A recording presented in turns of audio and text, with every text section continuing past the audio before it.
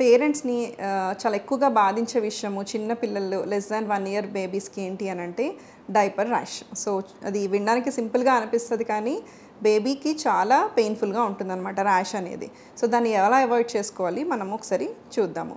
First thing వచ్చేసి ఎప్పుడు కూడా బిగ్ సైజ్ డైపర్ ప్రిఫర్ చేసుకోండి. అంటే for example me baby 8 kgs ఉన్నారనుకోండి. 6-8 కేజెస్ ఉన్న డైపర్ బదులు 8-10 కేజెస్ ఉన్న డైపర్‌ని మీరు ఆ సైజ్‌ని ప్రిఫర్ చేసుకోవాలి. నెక్స్ట్ థింగ్ వచ్చేసి ఎప్పటికప్పుడు చేంజ్ చేస్తూ ఉండాలి. అంటే మోషన్ వెళ్తే ఇమీడియట్‌గా అదే కనుక మోషన్ వెళ్ళకుండా నార్మల్‌గా సాయిల్ అయితే ఎవ్రీ 4-5 అవర్స్ మీరు డైపర్‌ని చేంజ్ చేసుకుంటూ ఉండాలి.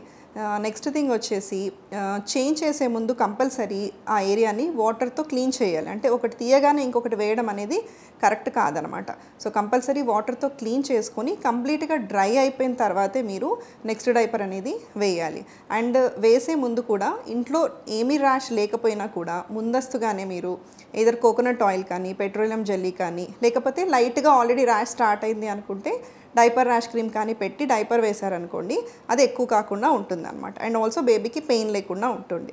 అండ్ నెక్స్ట్ థింగ్ వచ్చేసి యూజువల్లీ ఒక ఏజ్ తర్వాత పిల్లలు టాయిలెట్‌కి వెళ్ళడం తగ్గించేస్తారు. ఆఫ్టర్ 7, 8, 9 మంత్స్ తర్వాత వాళ్ళు డ్రై బై డే అయిపోతారు. అంటే మార్నింగ్ టైంలో ఎక్కువగా పోయరు.